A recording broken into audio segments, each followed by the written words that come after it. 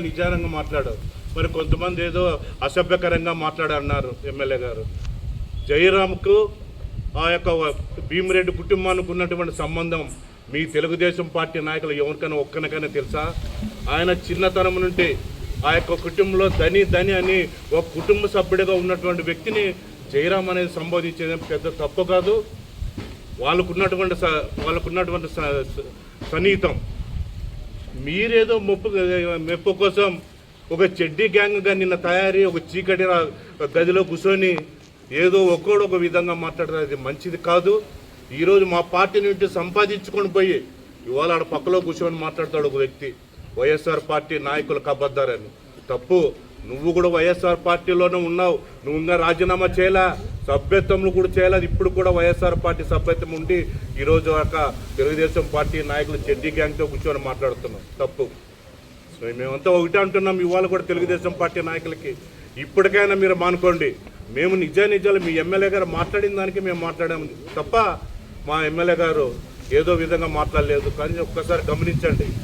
మరి ఇవాళ చెప్తున్నారు నామినేషన్లో ఏమన్నారు, 1995 సంవత్సరంలో స్వర్గీయ పరిటాల రవి గారి యొక్క దౌర్జన్యానికి ఆ రోజు గాదిలింగ పానుచర్లుగా 18 మంది కౌన్సిలర్లు ఇండిపెండెంట్గా గెలిచినటువంటి చరిత్ర ఈ గుంతకల్ నియోజకవర్గానికి. ఆ రోజు పరిటాల రవి భయపడి తాడిపత్రిలో ఇప్పుడు ప్రజెంట్గా ఉన్నటువంటి ఎమ్మెల్యే వాళ్ళ నాయనందరూ కూడా ఊరిడిచిపోతే ఆ రోజు ఈ గుంతకల్లో ఆ సంస్కృతి లేదు అని పరిటాల రవి గారు బెదిరిస్తే మేమంతా కూడా ఆ పార్టీలో ఉన్నా కానీ ఆ బీఫార్మ్ మేము తీసుకోలే.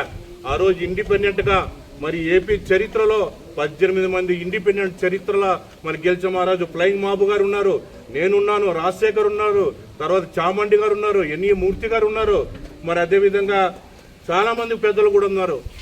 ఇండిపెండెంట్గా గెలిచిన చరిత్ర. ఇలాంటి నామినేషన్లు వేయమని ఆ రోజే ఆయన అన్నటువంటి పరిటాల రేవు అట్లా కూడా అంతమైపోయినాడు. కానీ మీరే మాకు ఈ నియోజకవర్గం పెద్ద లెక్క కాదు, ఇది తప్పు అని చెప్పి మా ఎమ్మెల్యే గారు చెప్పినందుకు ఈ విధంగా మీ నాయకులు మాట్లాడడం చాలా తప్పు అని చెప్తున్నా. రాబోయే రోజుల్లో ఇప్పటికైనా మించిపోయింది. ఇప్పుడు కూడా పత్రికా విలేకరులకు అందరూ చెప్తున్నా, అభివృద్ధి సంక్షేమం అది వైవీఆర్ కుటుంబానికే చెల్లని చెప్పి కూడా ఈ సందర్భంగా మీ అందరూ కూడా తెలియజేస్తున్నా. చాలామంది ఎందుకంటే ఆయన ఏదో జయరామన్న మాకు రేపు పొద్దునే ఏదైనా పదవి ఇస్తాడో లేదంటే ఏదైనా వర్క్ ఇస్తాడని చెప్పి తప్ప అయిపోయా.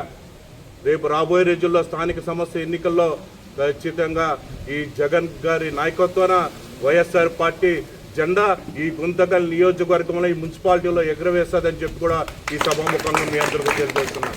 ఆ రోజు అయిపోతారు ఈ యొక్క చరిత్రలో ఈ ఎమ్మెల్యే. ఎందుకంటే మీ అందరికీ తెలుసు ఈయన ఆలూరు నియోజకవర్గంలో ఆ ప్రజలు తోక సున్నం పెట్టి మన నియోజకవర్గానికి పంపించారు. ఇవన్నీ తెలుసు. కాబట్టి దయచేసి వద్దు. ఆయన గౌరవానికి ఆ పార్టీకి వాళ్ళు వదిలిపెడుతున్నాం. ఇప్పటికైనా కూడా మా ఎమ్మెల్యే గారు ఒకటి అంటున్నాడు, మీరు అభివృద్ధి వైపు నడండి, ఏదైనా అవసరమైతే మీరు సహకారం అంటే మేము ఈరోజు అంటున్నాం, మీరు అభివృద్ధి చేయడానికి మీరు ముందుకు రండి, మేమంతా కూడా సహకరిస్తాం.